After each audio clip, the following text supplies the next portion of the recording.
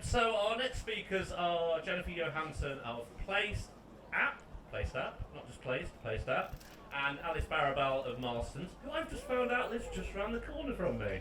Isn't that nice? And she's brought her boyfriend with her. Which isn't that nice as well. Anyway, I'm going to stop the jibber jabber. I'm going to hand over to these guys, and they're going to talk to us all about where have all the candidates gone. Over to you. Thank you.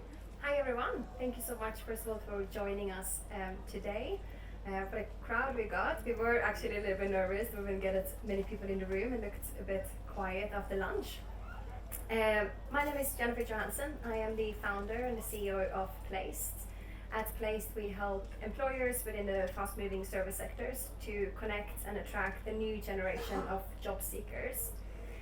Today I've got Alice with me, Alice Barabel, who's the Director of Talent Acquisition at Marston's. Really pleased to have you here. You obviously got a very impressive career, you've been in this industry for a long time, got a lot of insight to the topics that we're going to be talking about today. Would you like to do a quick introduction? Yeah, well, thank you very much for having me. It's really super to meet you all. I think half of what I'm hoping that you guys might get out of today is how we have to interact, attract and communicate with this generation now, considering sort of they're the first generation that have literally grown up with handheld devices in their hands, and they expect much different experiences from perhaps any of us in the room have done up until now. So yeah, hopefully you'll enjoy it.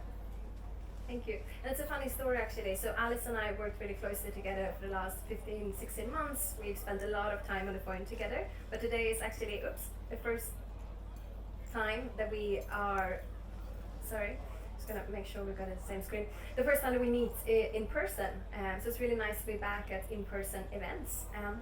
As Alice mentioned, today we are going to take a deep dive into the changing behavior of Gen Z and look a little bit about how do they look for work, and also give you guys some guidance and some tips around new technologies that you can use to attract this talents. And I wanted to start with a little icebreaker and a question to the audience and a question to you, Alice, as well. And I wanted to ask you, how long do you think the average attention span of a Gen Zer is? Oh wow, it's very, very close. It's actually 8 seconds. So it's very fast, and I think it's actually no surprise as well, because if you look at the evolution of technology and the impact that it's had on this new generation of talent, we can really understand why it's only 8 seconds. So I wanted to start, and I wanted to go back and look a little bit about this, look at this evolution, and going back 30 years, sort of like to the 1990s. Mark Zuckerberg, arguably one of the most influential people in tech, was just 6 years old.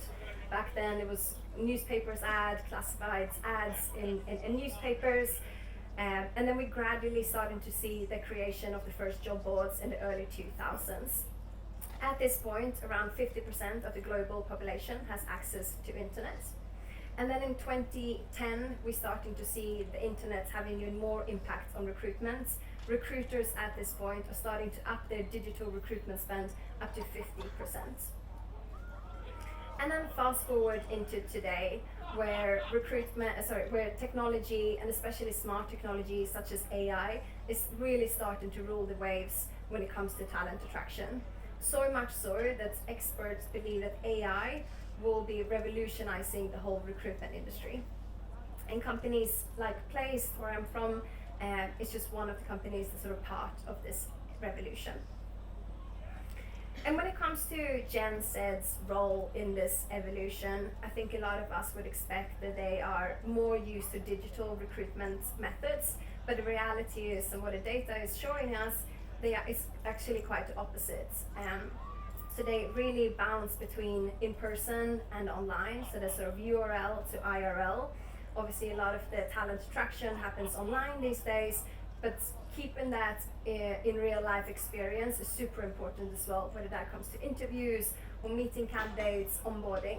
So they really are sort of like in between that.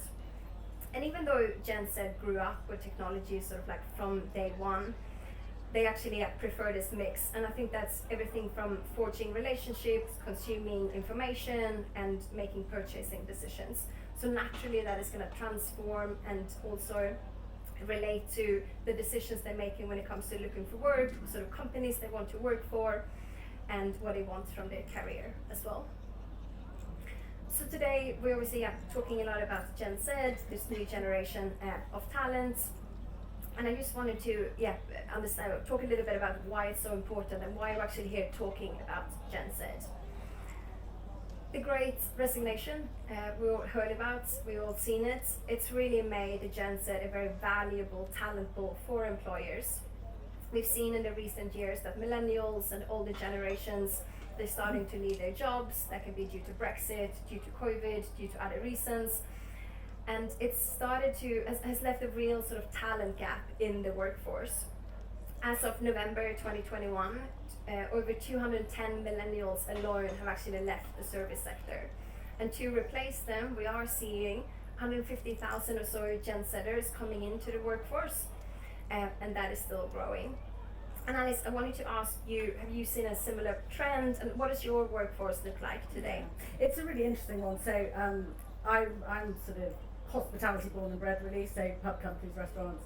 So I spent many years at Green King, more latterly with Marston's, who I joined at the end of last summer. And for those who don't know, and it sort of spans across hospitality, but up to 80% of our workforce is probably under the age of 24, very transient, very high turnovers as you'd expect.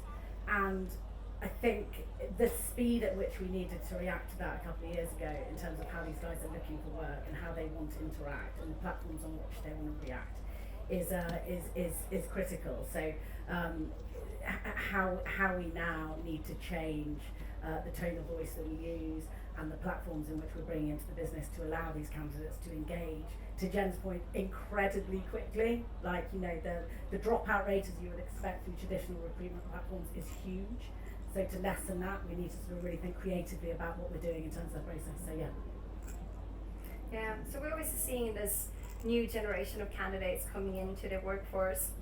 But I think actually Gen Zers, they've got a bit of a reputation, they've got a tendency to do a lot of job hopping. And I wanted just to discuss that a little bit and look at why that is. Gen Zers are very selective when it comes to where they work and who they work for. They are willing to risk income in order to find that right place. A recent survey conducted by Deloitte actually shows that 40% of Gen Zers are planning to leave their jobs in the next 2 years. And 35% of Gen Zers would actually leave their job before having another job lined up.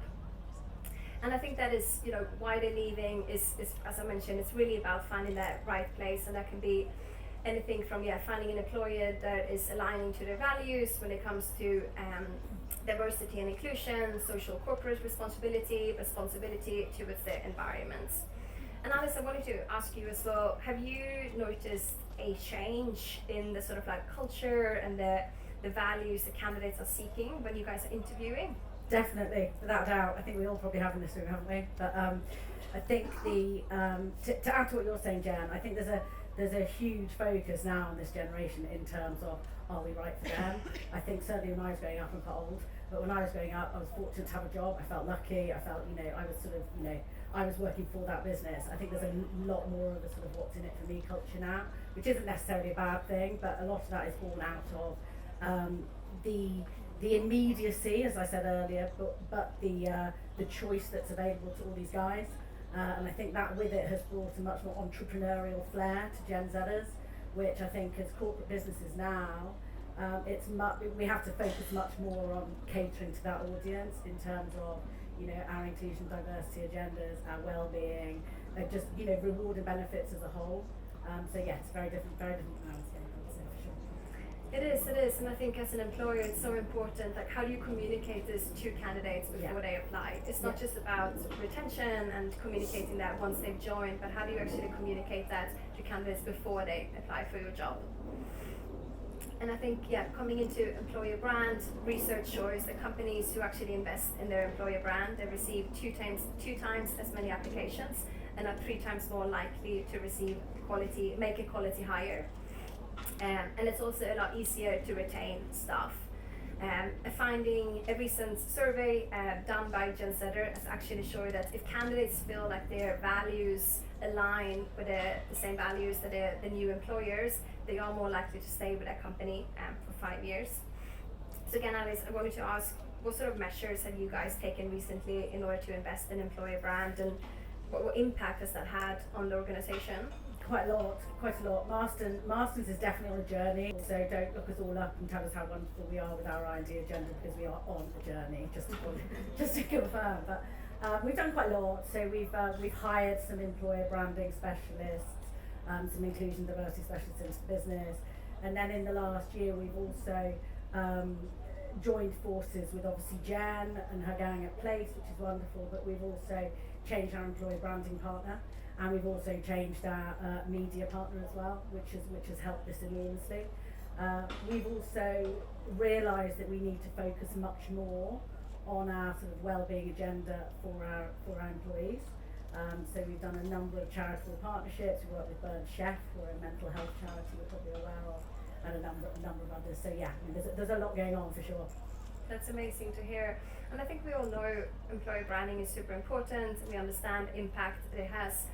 Yet only 8% of the recruitment budgets are actually going into employer branding. And I think it's simple things that actually turning gen setters off from applying in the first place. So if you look on gen setters, more than half of them won't actually complete the job application if they feel like the recruitment process is outdated or slow. They expect the whole recruitment process, from that securing an interview to securing a job, to be less than 1 week. We've got some interesting statistics from Placed as well, and that is around, we're seeing our clients, if they don't actually get in touch with the candidates within 72 hours from the candidates initially making that application, 76% of candidates won't actually bother to coming back to you, because They're already gone. They can't. They're probably already gone. They're off the market, they're engaging with another employer at that point. So we're putting in all this effort to attract candidates, but if we're not careful, we can actually lose them in the process.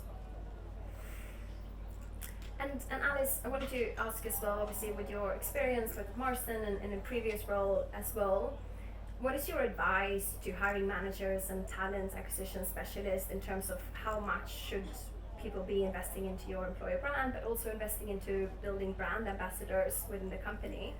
I would say huge. I would say in a business like ours, you've essentially got about 1,500 remote businesses, of which it's impossible to try and control what's going on in those businesses. So upskilling of hiring managers in terms of their self-investment in the brand, in the values, in the sort of wider agenda is critical, I would say. But you know, over and above that, in order to engage hiring managers specifically within a sort of remote business model like ours, tech like this is vital. So if we're saying we need people to respond, well, I would say within 24 hours, 48, 72 is generous, I think. But if we're going to do that, tech like Place enables that to happen. It's a handheld device, it's in the back of their pocket. They don't need to sort of log on to God knows how many different systems to make stuff happen. And I think it's engaging those brand ambassadors to make things easy for them is the way forward, I would say. Well, that's really interesting. And I wanted to go in and talk a little bit about social media as well. Obviously, we know social media, we're using it more and more in our everyday lives. We all do. It's also into the job searching process these days. But actually, within Gen Setters, it's reached as high as 86% of candidates that are using social media to find the next jobs. And data shows as well, the Gen Z, they respond very highly to visual information. They want curated content. They want the content that they look at to feel curated and specifically for them. So that is super important. And I think when it comes to interactions online with your brand, Gen Zers are also, they will scrutinize your employer brand online. Yeah. They will look at, does this align to my values? Is this updated regularly? How does this relate? Is it curated? And as we mentioned before, we obviously talk a little bit about reviews and testimonials as well, and that sort of like word of mouth. It is super important, and that is where you can really find where your audience really thinks about you as well. And Alice, what has Marston's approach been to social media and recruiting? Is this something you guys are using, and what has been your main considerations and your main concerns? So again, we're on a journey again. But so when I joined them last summer, it was very much, I think, a bit of a tick box. Yeah, we'll advertise on Facebook, we'll see ourselves on Facebook, rah.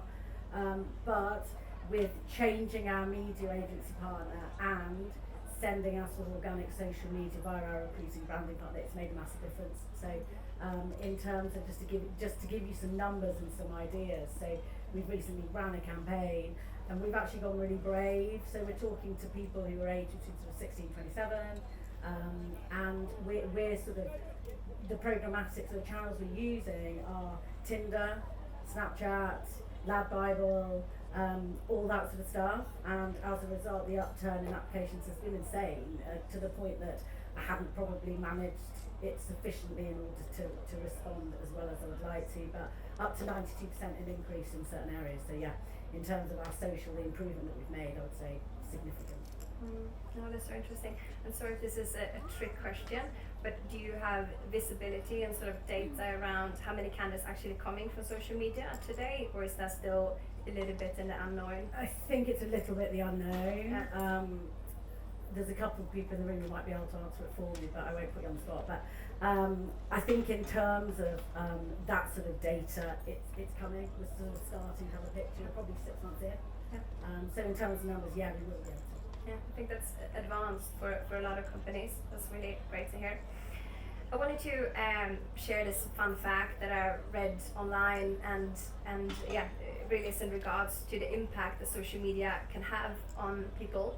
I'm not sure if you've heard about this, Alice, either, but social media can actually release a chemical that makes us feel good. It's also known as the cuddle chemical. So by spending 10 minutes of your time on social media, you are very likely to release this chemical, and it can peak as high as it can on your wedding day. I'm not sure if that's what we're trying to achieve with recruitment, but I think it definitely tells me that if you are trying to reach this audience of candidates, making sure that you're updated and regular on social media is very, very important. And I know obviously we've spoken a little bit about data already, the difficulties of collecting data, and I wanted to move in a little bit more to new technologies, especially AI. And so far, what Alice and I have discussed today, and what we've learned from the surveys and the data that are shared, Gen Zers, they do have a shorter attention span. They want the recruitment process to be fast, they want it to be streamlined, and they will scrutinize your employer brand and your online presence in ways that you can actually control. So smart technology like AI, it's something that we use in our daily lives, right? We're using it every day. We've seen it, Netflix is championing it when it comes to movies and recommending you what to watch. Spotify is same for music, Facebook and Amazon for purchasing decisions, as you mentioned, Tinder for dating. And we know that this can really transform the process, but what I'm wondering, why have we not started using AI when it comes to recruitment just yet? And Alice, I know this is something that we spoke quite a lot about when we looked at implementing Placed into Marston's. And I think first of all, it is coming back to that data piece, right? Data collection. Yeah. You can't use any type of recommendation engine if you don't have a huge amount of data. And that comes down to understanding your whole recruitment process. Who is successful throughout my recruitment process and who is not? What is that rating looking like from my hiring managers when they're interviewing people? And then also looking at the candidate behavior. What sort of roles are they applying for? What sort of brands are they engaging with? And I think only at that point, when we start to really realize that, that is when we can start making smart matches and smart recommendations of who should my hiring managers be speaking to. And Alice, again, I know we obviously spoke at length about this when you looked at Placed, and it was very important for you to empower your hiring managers, getting a tool in their hands. And I just wanted to ask, can you just elaborate a little bit on why you were interested and what made you choose a platform like Placed that's starting to introduce AI to the recruitment process? Yeah, so there's a number of things. I sort of alluded to it before, but it's that immediacy for hiring managers, the ease. They don't want another system to log on to. If it's in their back pocket, that's even better. So that was first and foremost. But when you're looking at high volume hiring of Gen Z, and again, seasonal and transient workforces as well, you need to be looking at more of a sort of behavioural and cultural and values fit, especially in roles like working in pubs. You know, we can teach people the rest. If they've got the right values, they've got the right behaviours, we can show them how to cook at night. That's quite easy. So that's why a product like Placed works for us from both a candidate perspective and a hiring manager perspective. So yeah. No, absolutely. I know we wanted to leave sort of like 5-10 minutes to Q&A as well, so I will round up, and sort of our session is starting to come to an end. Alice, it's been a pleasure having you with me, so thank you so much for joining, and thank you to the audience as well for joining us. I hope it's been helpful to learn a little bit more about this changing behaviour of Gen Z, also about new technologies, and when it comes to what you can use to actually attract this talent. I mentioned it briefly in the beginning.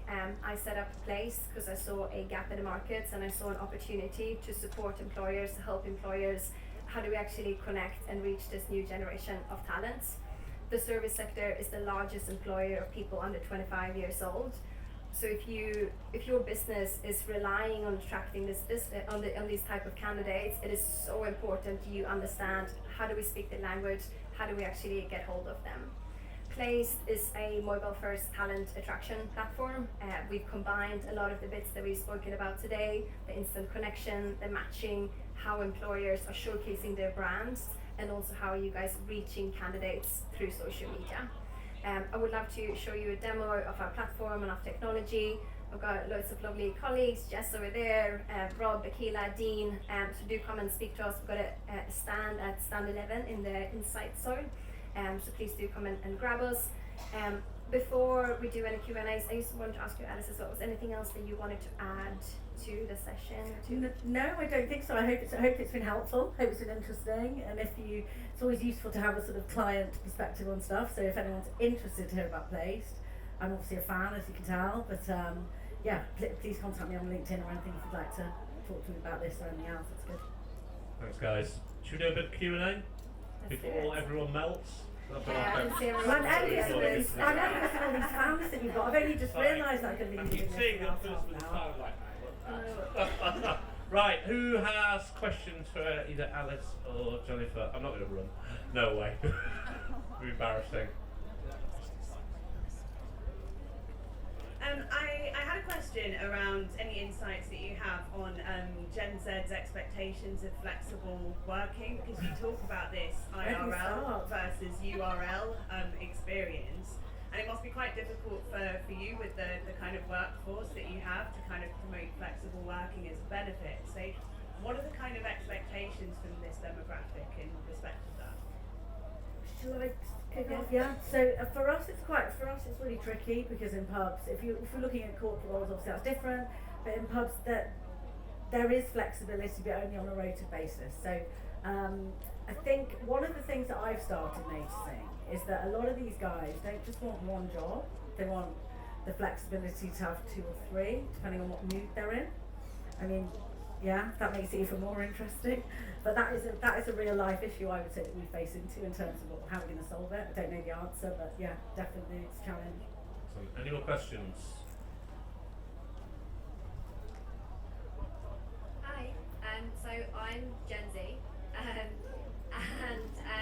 I have used Tinder previously, but I was just really interested to know how you would go about, I suppose, attracting from that talent pool. I suppose it's not something that, as a previous user, felt quite intuitive, maybe because it's not been done that much, but I'm not sure if you said that was something that you tried and was successful, or even if maybe you had any suggestions as to how that would work. I thought it was a really interesting idea.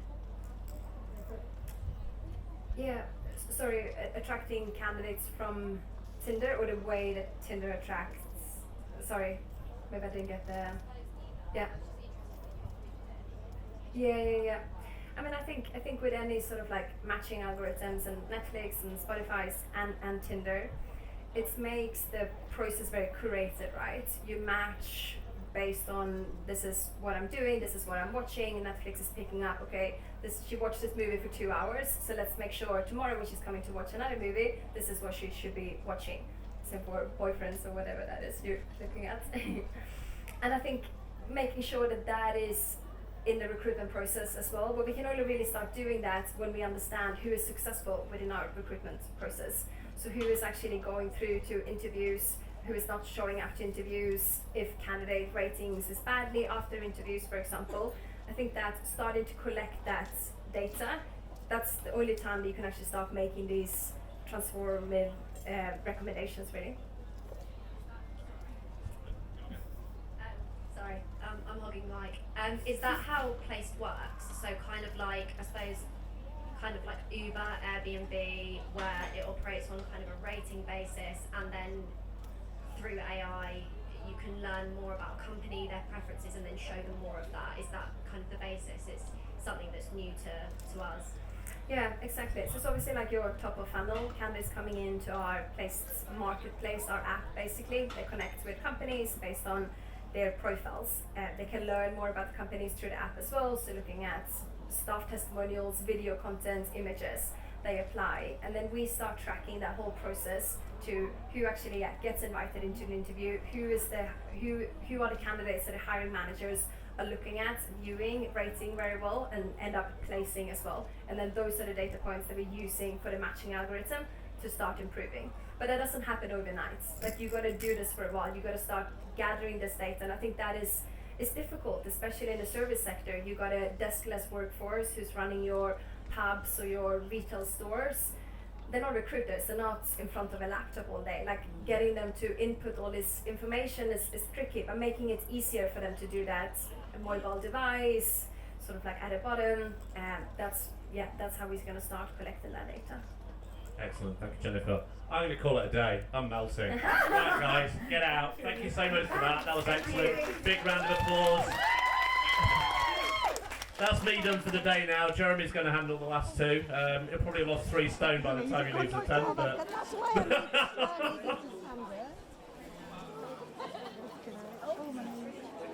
I need to sort my bag out.